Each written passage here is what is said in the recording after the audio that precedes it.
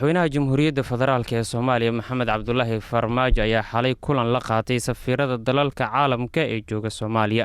Warkan Axmed Maxamed Ibraahim ayaa dhameystiraya.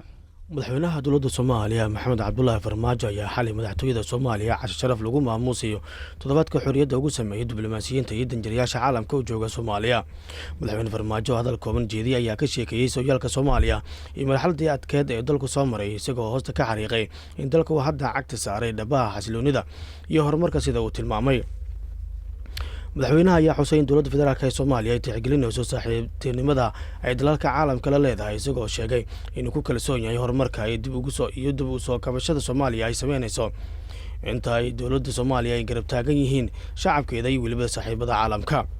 Maxamed Cabdullaahi Farmaajo ayaa dalalka saaxiibada la ah Soomaaliya ugu mahadceliyay sida hagar la'aan tahay u garab taagan yihiin ummadda Soomaaliyeed isagoo sheegay in dowladda Soomaaliya ay ka go'an tahay xoojinta iskaashiga iyo xiriirka ay la leedahay guud ahaan beesha caalamka. taliyaasha ciidamada qalabka sida ee Soomaaliya ayaa maanta ku wajahan magaalada Dhuusamareeb ee gobol Galgaduud. warkani waxaan ka wareysanay wariyaheena Dhuusamareeb Maxamed Cabdiwali Tooxow. maxamed waa maasan tahay magaalada Dhuusamareeb ee caasimadda Galmudug saaka waxaa la filayaa inay yimaadaan taliyaasha ciidamada qalabka sida ee dalka Soomaaliya ugu sareeya iyadoona qabanqabada ama soo dhaweynta madaxda ama saraakiisha ciidamada kala duwan ee dowladda federaalka ee Soomaaliya ay ka socoto Dhuusamareeb. waxaana la sheegay waxyaabaha ay u imaanayaan magaalada Dhuusamareeb ee caasimadda Galmudug inay tahay dadaalada ama qorshaha uu rabo ra'iisul wasaaraha Soomaaliya Xasan Cali Khayre inuu markaasi ka fuliyo ama uu markaasi mas'uuliyiinta sarsare ee ku dhaqan magaalada Dhuusamareeb ee Galmudug madaxdooda kamid ah inuu markaasi heshiisyadii waxyaabihii ay wadasaxiixdeen inay goobjoog ka noqdaan. marka magaalada ilaa maalmahan iyo sidoo kaleeto dhowrka cisho ee fooda lagu soo haya waxaa la filayaa inuu food kala duwana dowladda federaalka Soomaaliya ka tirsan inay yimaadaan. maxamed wararka qaar baa sheegaya in taliyaasha ciidamada qalabka sida ee Soomaaliya ujeedka tegista magaalada Dhuusamareeb ay tahay sidii maleeshiyaadkii dhawaan ra'iisul wasaaruhu la wareegay ciidamadaha ay ku sugnaa Xiraale ay dowladdu ugu dhaqan celin lahayd magaalada Muqdisho oo taliyaashan ay la wareegi lahaayeen gaadiidkaas dagaal iyo sidoo kale xubnahan maleeshiyaadka ee ra'iisul wasaaraha lagu wareejiyay. wararkaas maxaa ka jiray? maxamedow ra'iisul wasaaraha markii uu tagay Xiraale kulay gaadiidkii ciidankaba waa la wareegay laakiinse dabcan warar aan helnay ayaa waxay sheegayaan in maamulkii deegaanka Xiraale ay ka codsadeen ra'iisul wasaaraha in bartooda lagu qalabeeyo si dadka halkaas ku dhaqan ay markaas iyagu amnigooda ay u sugaan dabeedna ay halkaas iyagu ay ku sugnaadaan oo ciidan ka tirsan dowladda federaalka ee Soomaaliya ay noqdaan. marka arrintaasi ma jirto laakiinse waxay u imaanayaan saraakiishu inay markaasi magaalada ay yimaadaan dabeedna ay sida ugu dhaqsiyaha badan ciidamada qalabka sida ee kala duwan ay ku amraan Dhuusamareeb sidii ay ku imaan lahaayeen maadaama horay madaxda dowladda federaalka ee Soomaaliya gaar ahaan ra'iisul wasaaraha Soomaaliya Xasan Cali Khayre uu markaas isagu amar ku bixiyay in si degdeg ah hay'adaha kala duwan ee dowladda federaalka ee Soomaaliya inay yimaadaan magaalada Dhuusamareeb. madaxda maamulka Ahlus Sunnah iyaguna ay aqbaleen in magaalada Dhuusamareeb ay ka howlgeli karaan laamaha kala duwan ee dowladda federaalka ee Soomaaliya. marka arrintii bay xoojinayaan, arrintii bay u yimaanayaan saaka sida wararku ay sheegayaan.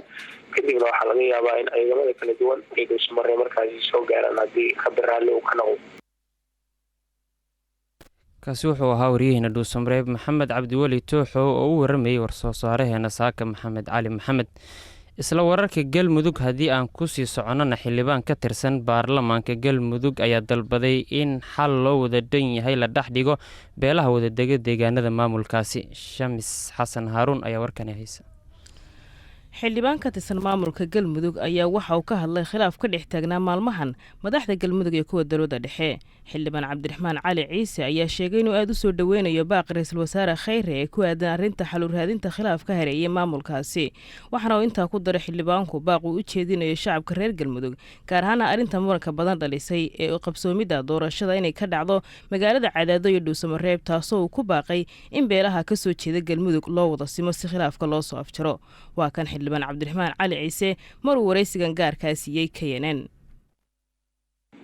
tabashada iyo maaragtay iyo in la turxaan bixiyo dhammaan beelaha reer galmudug oo ah tii in gabashaasi lagu turxaan bixiyo lagu daaweeyo wax allaale wixii wax ku tabanayana lagu dhagaysto si loo helo maamul midaysan oo loo dhan yahay ay iska wada dhaxarkaan dhammaan shucuurta reer galmudug waana midda kaliftay in go-aan wada jira uu ka soo baxo caasimadda waxaan soo dhaweynaynaa in dhaqaalahooda iyo maskaxdooda iyo maaragtay horumarkooda ay iyagu gacmahooda ay ku kaashadaan wax allaale ciddii kala qayb qaaday jiritaankaas gudnimadaas iyo dib u heshiisiintaasna aan uga mahad celino maanta waxaan joognaa in ummadda reer galmudug siyaasiyiinta iyo ururada maaragtay talada dalkan qayb ka ahaa ayaa qayb ka ah in ummadda loo kala xumeeyo oo tashwiish iyo warxumatashiil la kala dhex dhigo ummaddan waa ummad wada dhalatay. baaqan xildhibaan cabdiraxmaan ayaa imanaya xilli uu ra-iisul wasaare khayre uu muddooyinka dambe ku sugnaa magaalada dhuusamareeb si loo soo afjaro khilaafka u dhexeeya dowladda dhexe iyo maamulka galmudug waxaana muddooyinkii uu ra-iisul wasaaruhu ku sugnaa magaalada dhuusamareeb ee galmudug uu safarro ku tegey deegaano hoos yimaada maamulkaasi galmudug. shamis waa mahadsan tahay. markan haddaan dib ugu laabanno wararkii magaalada gaalkacyo guddiyadii loo xilsaaray xasuuqii ka dhacay magaalada gaalkacyo ayaa baaritaano dheer kadib waxa ay war ka soo saareen umuurahaasi. yunis duraan cali ayaa warkani faahfaahinaya. guddigii loo xilsaaray dhacdadii dadka badan lagu laayay 14 bishii aan kasoo gudubnay jun ka dhacday magaalada gaalkacyo ee xarunta gobolka mudug ayaa waxay soo saareen war murtiyeed ku aadan dhacdada. guddiga oo maalmihii u dambeeyey kulamo ay la yeelanayeen odayaasha gobolka mudug iyo maamulada puntland iyo galmudug oo gaalkacyo ka wada arrimiya ayaa waxay soo saareen war saxaafadeed ka kooban dhowr qodob oo ay arrinta uga hadlayaan. guddigu wuxuu dhageystay caawishooyinka ay u soo gudbiyeen shacabka ka soo jeeda deegaanada koonfur galbeed iyo hiirshabeelle ee ku nool gaalkacyo cabishooyinka oo ahayn marka ay shabaab falan amdirre ka geystaan gaalkacyo in iyaga loo soo qabto. guddiga waxa uu sheegay inay isku raaceen isagoo arrintaa ka doolaya in dadka ka soo jeeda hiirshabeelle iyo koonfur galbeed ay ciidamada ammaanka gaalkacyo kala shaqeeyaan sidii amniga loo sugi lahaa. guddiga ayaa ugu baaqay maamulka gobolka mudug in eedeynta gaarka ah laga joojiyo dadka ka soo jeeda deegaanada koonfur galbeed iyo hiirshabeelle marka shabaab gaalkacyo ka geystaan falal amni darro.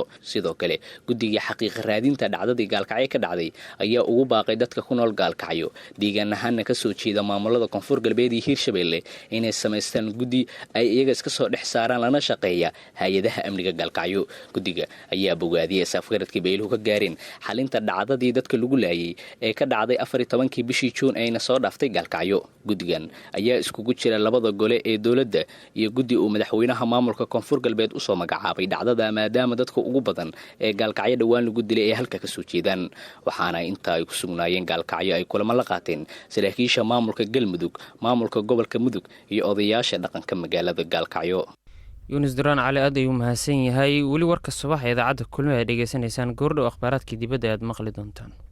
hogaamiyaha hong kong Carrie Lam ayaa aad u cambaareysay qallaansihii ugu dambeeyey ee halkaasi ka dhacay kadib markii dibadbaxyaal careysan ay la wareegeen xarunta baarlamaanka maamulkaasi. hogaamiye Lam ayaa sheegtay in wixii Hong Kong ka dhacay ay ahaayeen wax laga murugoodo aadna looga xumaado. sidoo kale taliyaha booliska ee Hong Kong ayaa cambaareeyey tallaabooyinkii ay dibadbaxayaashu xoog ugu galeen xarunta baarlamaanka ka hor inta aysan boolisku ku kala ceyrinin gaaska dadka ka ilmeysiiya. dibadbaxyaal nabdoon ayaa qorshaysnaa in isniintii ay ka dhacaan ismaamulka Hong Kong kuwaas oo lagu xuseeyey 22 sano guuradii kasoo wareegatay markii Hong Kong ay xornimadeeda ka qaadatay dalka Britain dibna ugu laabatay maamulka Shiinaha. dadka dhigaya dibadbaxyada ayaa ka careysan sharci Hong Kong u ogolaanaya in dadka dambiyada halkaasi ka galo lagu wareejiyo dhulweynaha Shiinaha si halkaasi loogu maxkamadeeyo. ugu dambeyntiina derbi ku dumay magaalada caanka ku ah ganacsiga ee Bombay ee gudaha dalkaasi Hindiya ayaa waxaa ku dhintay ugu yaraan 13 ruux. dumista derbigan ayaa timid kadib roob xoogan oo halkaasi ka daayay isagoona sidoo kale roobka saameyn xoogan u geystay dhowr dhismo oo ku yaala magaalada Mumbai ee gudaha dalka Hindiya. kooxaha samata bixinta ayaa wado weli dadaalo ay doonayaan in ay ku soo badbaadiyaan dadka ay dhacdadaasi waxyeelada ka soo gaartay iyagoona ay suurto gashay in ay soo badbaadiyaan in ka badan 10 ruux. In ka badan 300 oo milimitir oo roob ah ayaa 24kii saac ee lasoo dhaafay ka socday magaalada, iyadoona taasi ay hakad gelisay isku socodka magaalada caanka ku ah ganacsiga ee Mumbai. Roobka ayaa sidoo kale la filayaa in uu sii socon doono maanta, iyadoona la hakiyay duulimaadyadii garoonka magaalada oo ah garoonka labaad ee ugu weyn dalka Hindiya. 2005 ayay ahayd markii daadad xoogan oo halkaasi ku dhuftay ay ku geeriyoodeen in ka badan 500 oo ruux.